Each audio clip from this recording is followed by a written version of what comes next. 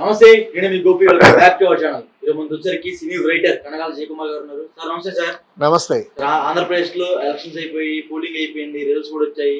కూటమి అయితే government form చేసింది. సో ముఖ్యంగా అంటే చాలా చాలా రోజుల తర్వాత చెప్పుకోవచ్చు, ముఖ్యంగా 10 ఏళ్ల తర్వాత మరలా ఇప్పుడు ఆంధ్ర రాష్ట్రానికి అయితే కేంద్ర మంత్రులు వచ్చే అవకాశాలు ఎక్కువ కనిపిస్తున్నాయి. ఎవరికి ఎక్కువగా కేంద్ర మంత్రులు వచ్చే అవకాశాలు ఎక్కువ కనిపిస్తున్నాయి అంటే ముఖ్యంగా తెలంగాణలో చాలా మంది బీజేపీ ఎంపీ. ఇప్పుడు ఈవినింగ్ 7 o'clockకి మంత్రివర్గం ప్రమాణ స్వీకార ఉత్సవం రెడీ అయిపోయింది ఢిల్లీలో ఇవాళ.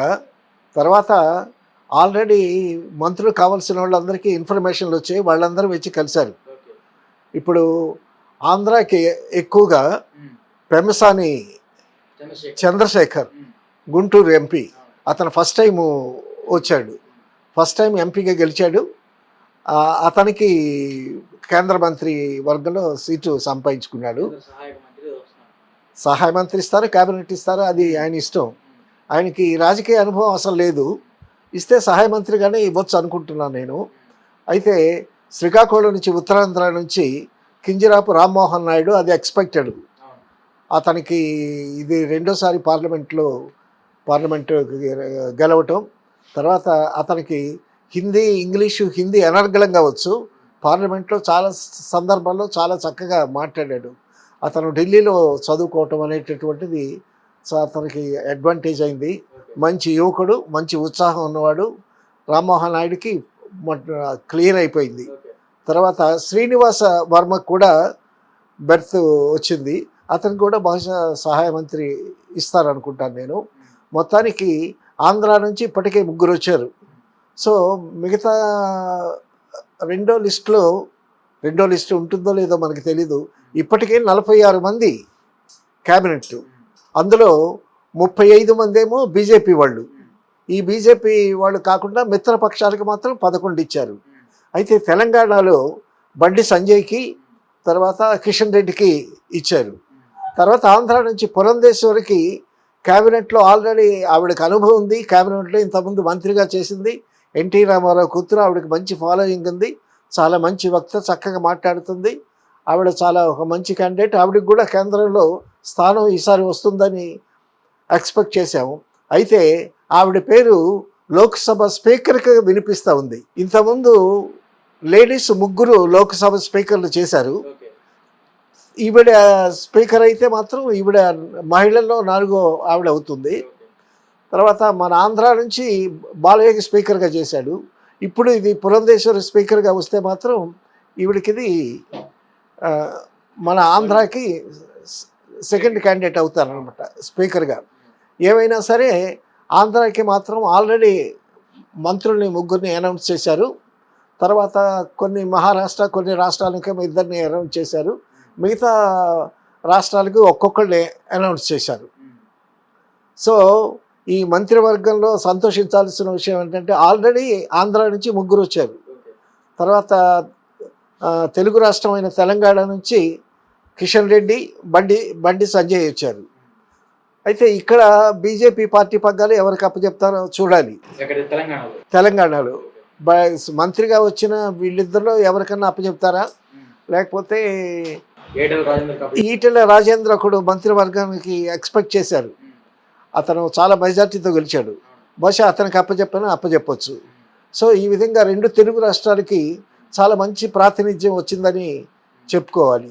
అంటే లాస్ట్ టైం సార్ తెలంగాణ వాడికి వచ్చింది, ఆంధ్రప్రదేశ్లో ఎవరికి అంటే 23 మంది గెలిచినా సరే అవునవును ఎవరికి కూడా మంత్రి పదవులు రావాలి, కేంద్ర మంత్రులు ఎవరు కావాలి. ఇప్పుడు అది జగన్ ప్రభుత్వంలో ఉన్నటువంటి పరిస్థితి. ఇది దాని గురించి తర్వాత మాట్లాడుకుందాంలే. కానీ ఆయన ప్రగల్భాలు చేశాడు, నాకు 25 మంది ఎంపీలు ఇవ్వండి, నేను సెంట్రల్ గవర్నమెంట్కి స్పెషల్ స్టేటస్ తెస్తాను, అది ఇదని అన్నాడు. సరే అది అయిపోయింది, ఆయన టర్మ్ అయిపోయింది అనుకో. ఇప్పుడు మనకేంటంటే ముఖ్యంగా మనం చెప్పుకోవాల్సినటువంటి ప్రస్తుతం మంచి ఊపులో ఉండేటటువంటి మన జనసేన నాయకుడు పవన్ కళ్యాణ్ గురించి చెప్పుకోవాలి. పవన్ కళ్యాణే తను తాను తగ్గించుకొని చంద్రబాబుతో ఏకమయ్యి తర్వాత బీజేపీని కూడా కలిపాడు.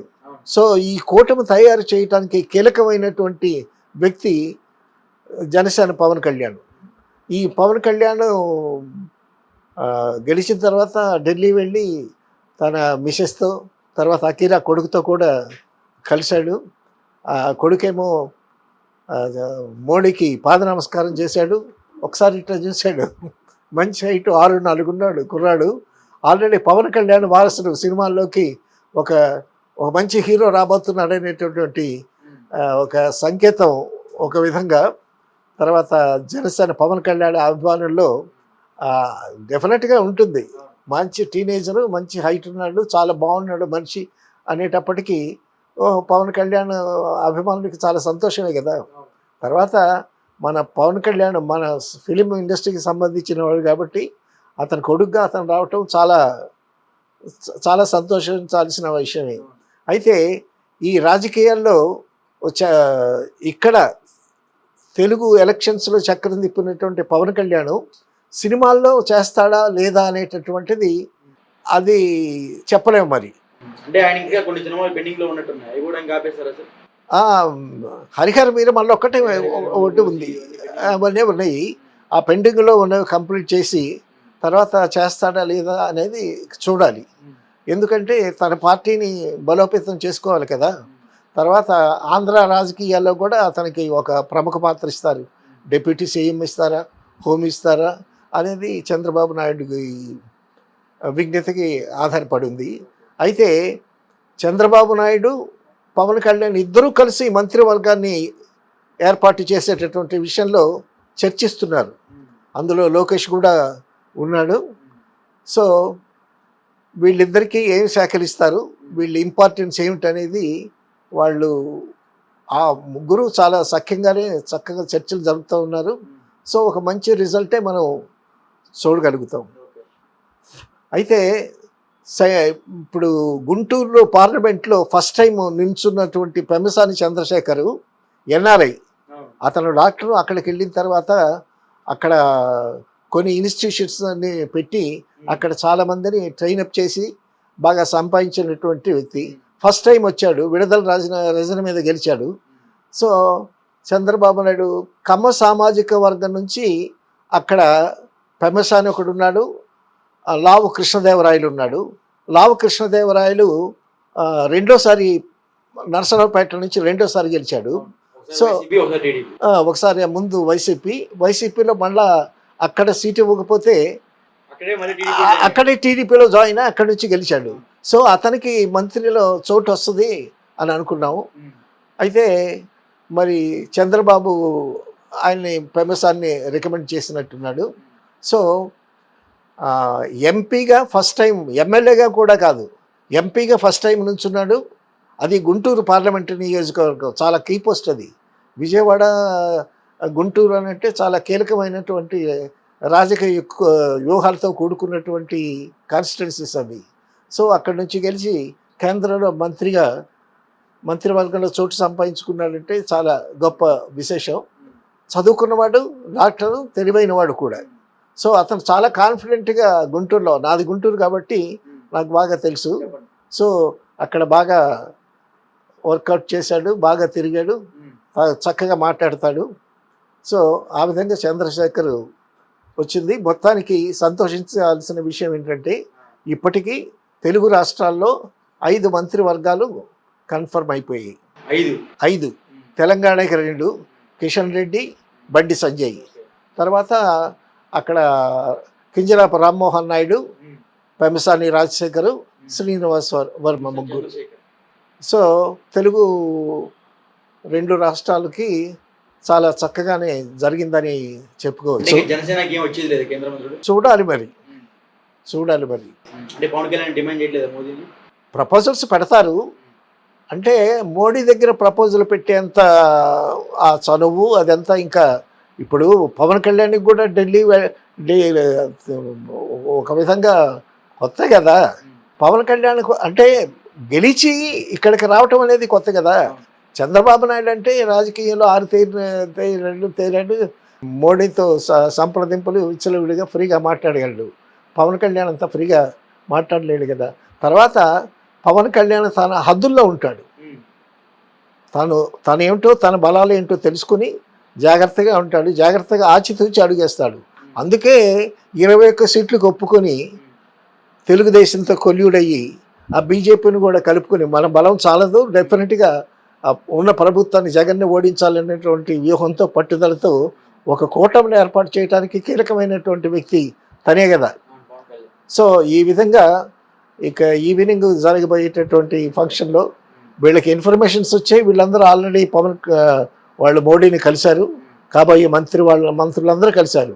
ఈ విధంగా జరిగింది. మనం సంతోషించాల్సిన విషయం ఏంటంటే 2 తెలుగు రాష్ట్రాలకి ఒక 5 మంత్రివర్గాలు ఆల్రెడీ ఇప్పటికొచ్చాయి. సో అది ఢిల్లీ వరకు. పోతే మనకి రామోజీరావు గారు పరమతించినటువంటి చాలా విచారమైనటువంటి ఘట్టం. ఆయన తెలుగు నేలకి చాలా చేశాడు. సో తెల్లవారుజాము పేపర్ రావాలి అనేటటువంటి కాన్సెప్ట్ ఆయన తీసుకొచ్చాడు. జర్నలిజంలో చాలా అద్భుతమైనటువంటి రెవల్యూషనరీ మార్పులు తీసుకొచ్చాడు. జర్నలిజం స్కూల్ పెట్టాడు. తర్వాత సినిమా చాలా చాలా అద్భుతాలు చేశాడు ఆయన. సో అటువంటి వ్యక్తి పారిదివ దేహాన్ని చంద్రబాబు నాయుడు కూడా పాడిమోశాడు. చాలామంది వచ్చి వాళ్ళ నివాళులు అర్పించారు. ఒక విధంగా హైదరాబాద్ శోక సముద్రంలో మునిగిపోయినంత దీనిగా అనిపించేంత జన సందోహాన్ని చూసి ఆయన ద్వారా లబ్ధి పొందనటువంటి వాళ్ళు లేరు. ఇటు సినిమా పరంగా కానీ, జర్నలిజంలో కానీ, ఫిల్మ్ సిటీలో కానీ, ఇక్కడ పచ్చళ్ళ నుంచి పరిశ్రమలో ఎదిగినటువంటి చాలా గొప్ప వ్యక్తి. 88 సంవత్సరాలు అకుఠిత శ్రమ చేశాడు. ఎంతోమందికి ఉపాధి కల్పించాడు. ప్రపంచం గర్వించదగ్గ ఫిల్మ్ సిటీ తయారు చేశాడు. సో అన్ని శాఖల్లో చాలా గొప్ప రిజల్ట్స్ తీసుకొచ్చినటువంటి వ్యక్తి, ఎందరికో స్ఫూర్తి. తర్వాత ఎన్టీ రామారావు రాజకీయంగా కష్టాల్లో ఉన్నప్పుడు ఆదుకున్నాడు. అలాగే మొన్న చంద్రబాబు గెలుపు కారణాల్లో అతనికి కూడా ఆదుకొని పత్రికా ముఖంగా ఎంతో రాసి చేశాడు రామోజీరావు గారు. సో ఒక తెలుగు దిగ్గజం వెళ్ళిపోయింది. ఉండవల్లి అరుణ్ కుమార్ గారికి ఆయనకి మాట్లాడడానికి టాపిక్ కూడా లేకుండా వెళ్ళిపోయాడు ఆయన. ఉండవల్లి అరుణ్ కుమార్ ఆయన స్ట్రాటజీ ఆయనది. ఏదో జరిగినటువంటి అన్యాయాన్ని వెలికి తీద్దామనేటువంటి ఉద్దేశం. రామోజీరావు గారి మీద నాకు వ్యక్తిగత దోషంలో అభిప్రాయం లేవు అని అన్నాడు అనుకోండి.